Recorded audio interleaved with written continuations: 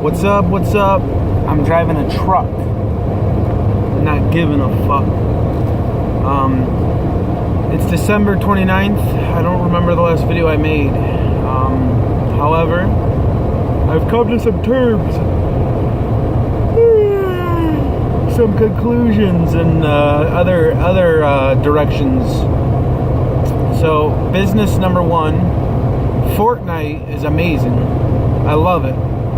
I haven't been this I don't want to say addicted, but I haven't been this compulsed to play a game as much as I have in a while. I've been playing a mixture of, well, originally it was just the PvP mode, the Battle Royale portion of it, and that was great. I loved it. A lot of fun with friends. It's very rare to find a genre of game that makes you very on edge, scared, excited, a lot of emotions raging through your body when you're playing that mode. So that's good. Similar to RTS. RTS always get me like, oh god, when is this guy gonna attack me? Is he coming soon? I don't know. It's an interesting genre. You really don't see this happen very often. So I have Fortnite. I have the standard edition of the game. I've been playing a lot of the story mode. I'm like probably 15 or 20 hours in now at this point. The co-op seems great. I really don't have many issues with the game at all, to be honest. I guess technically it is still in beta. But if I'm going to be honest, it is a way better product than PUBG is. So there's a lot of controversy over PUBG and Fortnite because PUBG came out first and then Fortnite came out shortly after with basically the same mode the same game mode that PUBG completely is. The entire product of PUBG is one single mode with one single map, the same mechanics.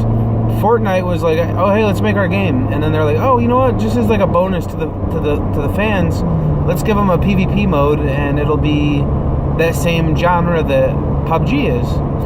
So, the biggest problem with that is everyone's saying that they copied it, and the problem with that is it's a game genre. You can't copy game genres. Once a game genre has been made, that genre is free to be used by everybody. Okay, so that's the way I look at it. I think that's a fair way of looking at it because you know what? When Wolfenstein and Doom came out, nobody fucking complained that every game after that was using deathmatch and team deathmatch and capture the flag. Game modes are game modes. They're not games. They're not characters. You can't claim dominion over those things.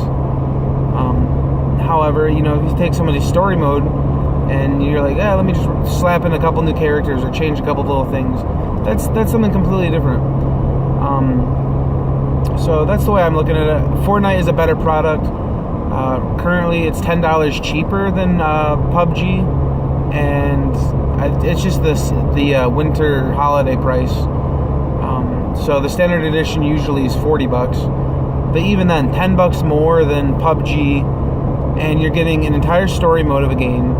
You're getting, honestly, I would say probably easily over 100 hours of gameplay just in the story mode. You're getting the Battle Royale mode, which is already free to play, so you don't even need to buy the game if that's all you really are seeking. Which, honestly, it plays a lot better than PUBG.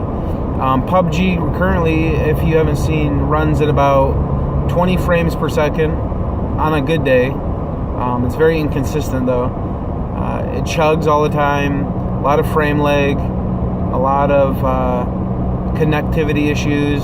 I've been in a lot of firefights where the character will start just gravitating to another direction, even though he's clearly walking in a direction that is not the direction that he's moving in. And there's just a lot of issues with that game. The game is essentially an alpha build still, and they're selling it as a pre-release or an early access copy of the game. I don't know when. I know when it happened, when Steam decided to say, hey, if you want to greenlight your game, it's cool with us. Basically what they said is, wow, all these games are coming out with beta tests now, you pre-order Call of Duty, you get the open beta test. I think that'll honestly start with Halo 3 and Call of Duty 4. You bought Crackdown and you got access to the Halo 3 beta in a couple months, which was amazing, by the way. That was a really good sales plan. They sold millions of copies of Crackdown because people wanted to play Halo. So that was a cool idea on their part.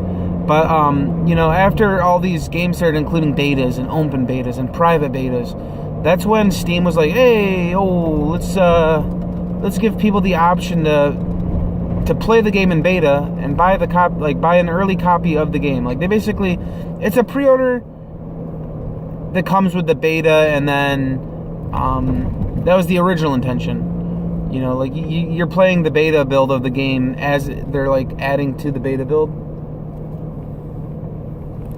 And what happened from there is they're like, okay, so we're releasing these games in beta build. Let's push it back to alpha now. We're going to give you access really early in development. And I can see the benefit of that, especially if you're making a multiplayer game, because you can test the netcode out better, and you can test a lot of gameplay tweaks and changes, and you can do a lot of stuff with that. That's cool. I like that. I like that they do that. The problem with that, though, is now we're releasing games in alpha build, and we're charging full price. It doesn't really seem fair to me. I guess that isn't a problem. My problem is that I wasn't entirely told that this game was still an alpha build. When I went on to Amazon.com and said, hey, PUBG's coming out on December whatever, buy your copy. And I was like, okay, I'll save $6 if I buy it right now on Amazon. It'll be shipped to me on day one when it comes out. All right, let's get it. So immediately after I ordered it and it said that it had shipped, I was like, wait a minute. I had been told that, I called GameStop actually, and they were like, yeah, so we're not doing a physical release. We're giving you the code, when you come down to pick up the game. So I was like, well, what the fuck? So Amazon, I was like, well, Amazon at least is giving you a physical copy of the game. So I'm thinking, yeah, I'll get a disc. If I don't like the game, I can go trade it in maybe. And what I end up realizing is, no. What they did is they took the redeemable code and put it into a cardboard box and then marketed it off as a physical copy of the game, even though all it came with was a very flimsy piece of cardboard. It came with a piece of paper with the redeem code on it. It came with a sticker sheet of just PUBG related little icons that are stickers. And I think it came with a map maybe. But it's well, what the fuck? Had I known that I was going to be buying a digital copy that came with a physical cardboard, I would have just bought it on Xbox Live, or I would have just went to GameStop. But I saved $4 or whatever, $4 or $6, I can't remember. But I saved a little money doing that, so whatever. But yeah, I was not told at all. Even when I looked at the Amazon page, it didn't say this game is early access, this game is in beta, this game is in alpha. I didn't see anything like that. The only time I was told that was when I installed the game for the first time. The icon for the game says early access in the picture, the thumbnail for the game. I was like, wait a minute. I don't even think the cardboard said that. So I was kind of irritated by that. They're selling this game for $30 and it's not finished. Whatever. I bit the bullet. I bought the game in beta mode. Maybe when it fully releases, it'll be, at least a little better. I can't expect it to be twice as good as it is currently. That's unrealistic. Because if they could think that it was releasable in this current form, I don't even want to know what their expectations of what a full release will look like, But alright, I'll be right back.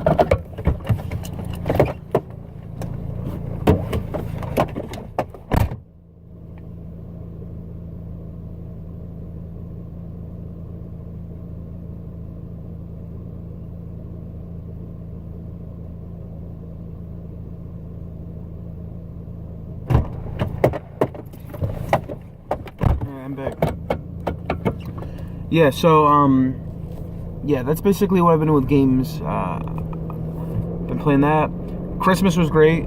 I didn't make a video this year, but yeah, I got a 2DS for my wife. Love her. Love the DS, baby. I got Project X Zone. We got the new Samus Metroid game. We got Rune Factory 2. That's great. What else do we do? Got a bunch of random stuff. A lot of cool gifts. Christmas was good. Went and saw Star Wars. Star Wars was great. I liked it. Enjoyed it a lot. My only complaint really was that there wasn't more lightsaber fights. I understand, like, this is like late in the timeline, so there isn't as many like Jedis around, and there isn't probably as many lightsabers laying around. But you know, I wish there was a little more, you know, lightsaber going on. I don't think Kylo Ren used his lightsaber until near the end of the movie during the one fight scene, and then he used it again maybe at the end. And then Rey, she only used it like once when she was training, and then once during a fight. So it was kind of a, that's kind of how I felt. So there's that, and then what else was I thinking? I saw Star Wars. I finished Higurashi completely. So I watched the anime like back in like 2009. Around then, I'd say 2009, 2010 or something, and I liked it. I got to Higurashi Kai, and I was like, this isn't really as interesting.